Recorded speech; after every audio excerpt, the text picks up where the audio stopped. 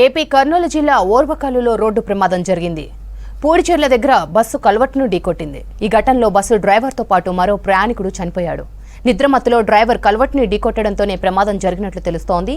తిరుపతి నుంచి హైదరాబాద్కు బయలుదేరిన ప్రైవేట్ బస్సు తెల్లవారుజామున పూడిచెర్ల దగ్గర ప్రమాదానికి గురైంది. ఘటనలో మరో 4 ప్రయాణికులకు తీవ్ర గాయాలు అయ్యాయి. క్షతగాత్రులను స్థానిక హాస్పిటల్కు తరలించారు. ప్రమాదం జరిగిన సమయంలో బస్సులో 20 మంది ప్రయాణికులున్నారు. బస్సు కల్వర్ట్ను ఢీకొని ఆగడంతో పెద్ద ప్రమాదం తప్పింది.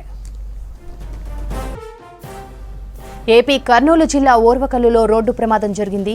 పూడిచెర్ల దగ్గర బస్సు కల్వర్ట్ను ఢీకొట్టింది. ఈ ఘటనలో బస్సు డ్రైవర్తో పాటు మరో ప్రయాణికుడు చనిపోయాడు. నిద్రమత్తులో డ్రైవర్ కల్వర్ట్ను ఢీకొట్టడంతోనే ప్రమాదం జరిగినట్లు తెలుస్తోంది.